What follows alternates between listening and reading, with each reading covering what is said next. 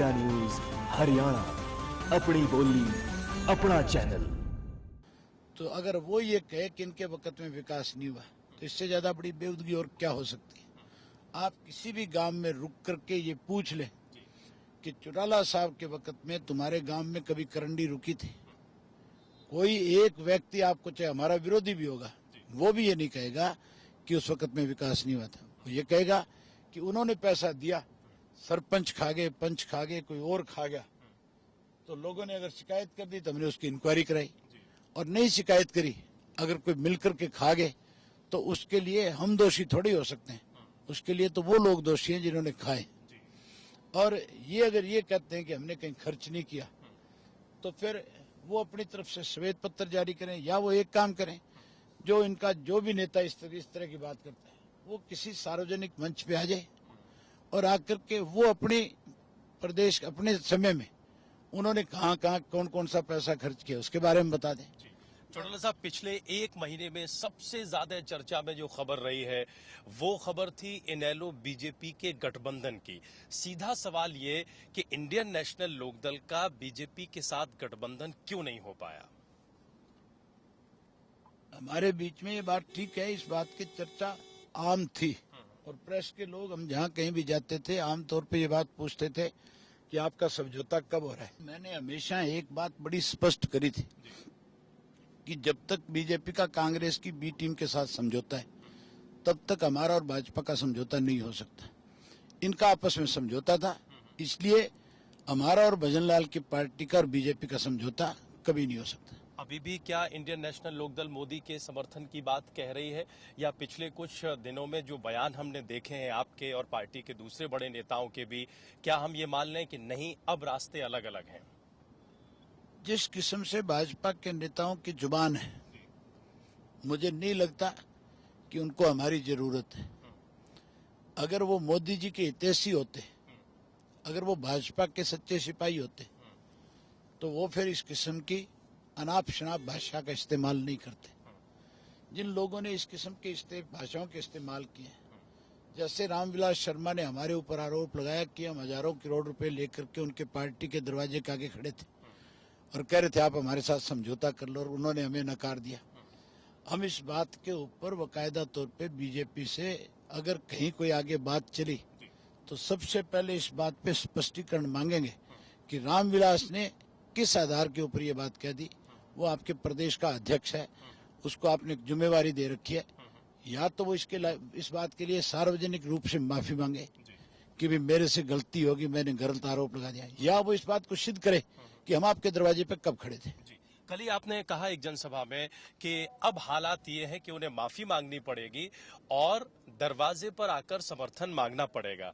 चौटाला साहब, हम जानना ये चाहते हैं कि क्या जो आत्मविश्वास बीजेपी या मोदी में दिखता है देश के प्रधानमंत्री पद को लेकर, वही आत्मविश्वास इंडियन नेशनल लोकदल में भी आ गया है, और अगर आ गया है तो उसकी वजह क्या है?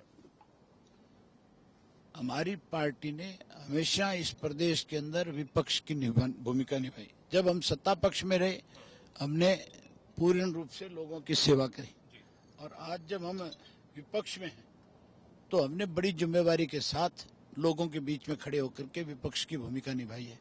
आज इसलिए हम ये बात दावे के साथ कह सकते हैं कि प्रदेश की जनता का हमारे प्रति विश्वास है। अगर हम लोगों के बीच में ना जाते, इनकी तरह अखबारी नेता बन करके रह जाते, तो आज लोग हमारे साथ खड़े नहीं होते। बीजेपी और हजका दोनों ऐसी पार्टी रही है इस प्रदेश में जो केवल अखबार में बयानबाजी करती है, आम लोगों के बीच में जाकर के कभी लड़ाई नहीं लड़ी। जितने भी जिस किस्म के भी आरोप कांग्रेस के ऊपर लगे, हैरानी है सुन करके कि आज तक उन लोगों ने इस बात के लिए डिमांड भी नहीं करी कि जो आरोप हमने लगाए हैं, और वो आरोप जो बिल्कुल सच्चे लगाए थे, उसमें भी उन्होंने ये नहीं कहा कि भी इन आरोप लगे, जब ये आरोप इन कांग्रेस पार्टी पे लगे तो इनके खिलाफ कार्रवाई होनी चाहिए या कांग्रेस को इस्तीफा देना चाहिए। चुप्पी साध गए, क्योंकि कांग्रेस के साथ दोनों मिले हुए थे। रामविलास शर्मा जो है, जब भजनलाल मुख्यमंत्री होते थे तो उनके साथ मिला हुआ था, जब बंसीलाल थे तो उनके साथ मिला हुआ था, और अब ये भूपेंद्र सिंह हुड्डा बन गया तो इसके साथ मिला हुआ है। ये गंभीर आरोप लगा रहे हैं सर आप? नहीं, ये कोई गंभीर नहीं है, ये सच्चाई है भाई। इसको आप गंभीर आरोप कैसे कह सकते हो? 100% इनकी अपनी पार्टी के लोगों ने खुले खुले आरोप लगाए हैं कि जो रोहतक की सीट लेकर के आए थे, ये रामविलास शर्मा ने चौधरी भूपेंद्र सिंह हुड्डा के कहने से सीट दी थी। और भूपेंद्र सिंह हुड्डा ने ये बात स्वीकार करी है कि बिल्कुल कांग्रेस पार्टी से बीजेपी बड़े उधार में लेकर के गए। सर, पिछले 1-1.5 महीने से जब से टिकट वितरण का मामला चल रहा है, जब से गठबंधन की बात हो रही है जो अंततः नहीं हो पाया, आपकी पार्टी के नेता आप भी ये बयान दे रहे हैं गाहे बगाहे कि प्रदेश बीजेपी नहीं चाहती कि इंडियन नेशनल लोकदल के साथ बीजेपी आए और मजबूत कदम रखे। इस बयान का आधार क्या है? क्या वाकई प्रदेश बीजेपी ये नहीं चाहती थी कि इनेलो का बीजेपी के साथ गठबंधन हो? नहीं, ऐसी कोई बात नहीं है। प्रदेश की बीजेपी में कोई 1-2 लोग हो सकते हैं इस किस्म के हो। हमारे कोई किसी से संबंध खराब नहीं है, हमारे सबके साथ संबंध ठीक है, चाहे वो बीजेपी में है, चाहे कांग्रेस में, चाहे कोई और है। हमारी कोई व्यक्तिगत लड़ाई थोड़ी है।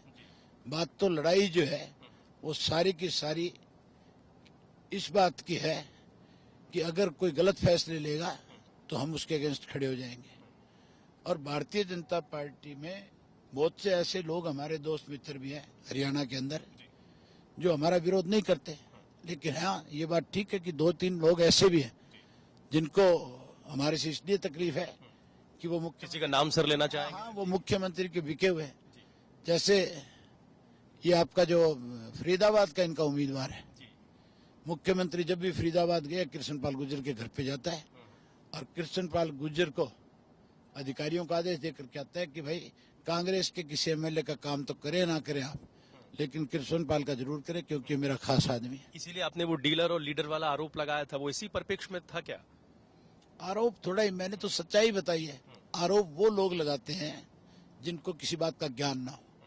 मुझे तो सारी बातें पता है, इसलिए मैंने कहा कि ये दोनों के दोनों ना लीडर हैं और ना ये डीलर हैं, ये दोनों दलाल हैं। गठबंधन का भविष्य सर क्या देख रहे हैं विधानसभा चुनाव? अभी विधानसभा के चुनाव आने दो, उसके बाद कोई पता चलेगा क्या होगा क्या नहीं होगा। अभी तो 4-5 महीने बाकी हैं। इन 4-5 महीनों में राजनीतिक तौर पे मेरे हिसाब से काफी उथल पुथल होनी चाहिए, क्योंकि देश के अंदर कोई भी ऐसी राजनीतिक पार्टी नहीं है जो अपने बलबूते पे सरकार बना सके। अब उस वक्त में क्या हालात होंगे ये तो उसके बाद ही हम बता सकते हैं।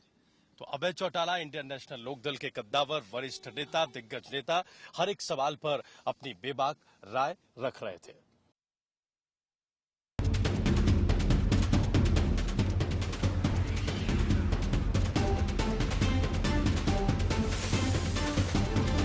इंडिया न्यूज हरियाणा, अपनी बोली अपना चैनल।